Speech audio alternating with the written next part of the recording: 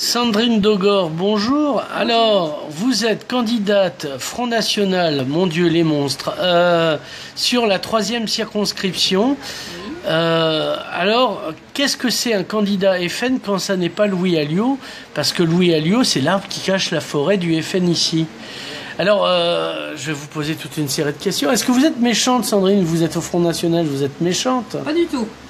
Oui, mais démontrez-le-moi. Bon, vous m'avez pas mordu, ça. Je suis mère de famille, je suis salariée, ouais. Depuis 27 ans dans la même entreprise, dans le domaine médical. Ouais.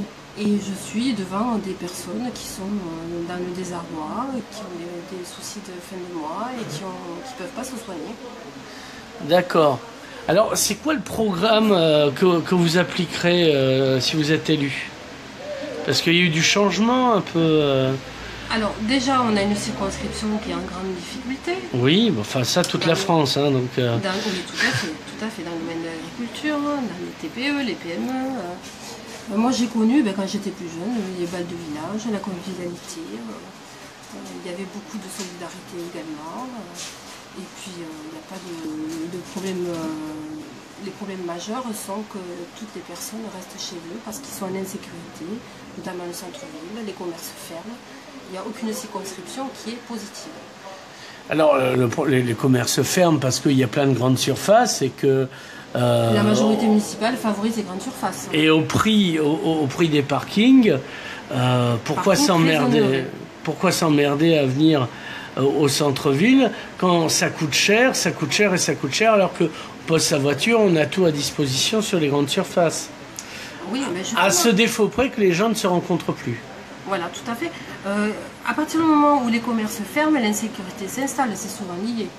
On est bien d'accord. Après, effectivement, la mairie peut quand même accéder, donner un peu plus de pouvoir aux commerçants pour pouvoir s'installer. C'est le rôle d'un maire, justement, de privilégier sa ville. Alors, vous me parlez du local, mais vous êtes candidate à la nation. Tout à fait. Un député est un élu de la nation, donc on va mettre... Donc comment vous pourrez agir et pour la France et pour ici? Alors, il y a des commissions, on va à l'Assemblée, on mettra notre travail en commun, et comme dans toute la France, toutes les circonscriptions ont les mêmes soucis, à partir du moment où on fera des propositions de loi, elles vont être en action pour toute la France. D'accord. Alors, vous êtes issu de la classe moyenne déclassée. Est-ce que vous êtes la plus à même pour la représenter? Puisque vous êtes trop dans le jus finalement. Vous y connaissez trop, vous y mettez trop de sentiments pour mettre la distance nécessaire quand on est député. C'est une question, hein, c'est pas... Je suis à l'écoute des personnes au quotidien. Je les vois en difficulté. Je suis très à l'écoute, surtout dans le domaine médical, c'est sûr, mais à côté de ça, j'ai parcouru toute la circonscription et quand j'entends les autres personnes qui se présentent donc dans les autres circonscriptions, les besoins sont les mêmes et ils ont besoin de nous au quotidien. D'accord. Alors, ça d'accord, mais encore... Alors, vous avez qui en face sur la 3e? Vous avez Ségolène Neuville? Oui, la secrétaire d'État, enfin l'ex-secrétaire d'État de M. Hollande. Oui, voilà. Mais est-ce que vous pouvez faire un bilan de son action en tant que secrétaire d'État, vu qu'elle n'en a pas fait, ça a l'air de s'être bien passé, et qu'elle a rendu service à tout le monde? Non, déjà elle a abandonné ses électeurs, puisque après elle a eu ce poste de ministre. Parce qu'elle était députée de la 3e. Mais bon, elle avait un suppléant à ses côtés, donc son suppléant n'a pas fait son travail pendant 5 ans. La preuve, le bilan est là. Elle a échoué sur la protection, la sécurité, l'emploi, l'économie. Donc le suppléant n'a pas joué son rôle. Et quand on prend un suppléant, c'est pour avoir confiance au cas où. Si... Est-ce qu'on en a entendu parler de ce suppléant? Oui, alors il est maire de Saint-Feuillet-d'Amont. Donc il est député. Il cumule plusieurs mandats. Et moi je dis que quand on a plusieurs mandats, on est partout et nulle part. Oui. Un peu comme Dieu, partout et nulle part. Donc, qu'est-ce que vous proposez pour les handicapés, par exemple? J'ai vu que Marine Le Pen était très soucieuse des handicapés. Tout à fait. Alors, les handicapés, vous savez, c'est une chaîne. C'est-à-dire qu'il faut prendre soin de la personne déjà qui descend le trottoir. Et donc, dans certaines villes, les trottoirs ne sont pas adaptés. Après, il faut que cette personne-là aille dans un service public. Hein. Donc, dans certaines structures, les services publics ne sont pas adaptés non plus. Et vous savez, c'est toute une chaîne. Hein. Il faut que cette personne-là, à partir du moment où elle se pose quelque part, elle puisse faire sa continuité jusqu'au moment où elle doit arriver à son but bien précis. Alors, moi, j'ai vu Jean Codoniès. Jean Codoniès m'a dit que, en tant que député, il s'appuyait sur le programme de la région. Et vous, si vous êtes élu, ça sera compliqué puisque votre mauvaise réputation, je ne parle pas à titre personnel, je parle du Front National, ça sera compliqué de travailler avec d'autres collectivités territoriales. Et qui vont dire, vous êtes le Front National, je ne joue pas avec toi, etc. etc.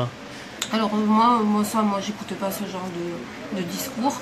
Moi je suis là pour les Français.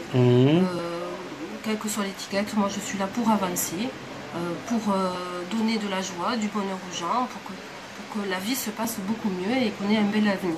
Oui, mais si les autres partis politiques veulent pas jouer avec vous, vous serez un peu ligoté dans votre moyen d'agir.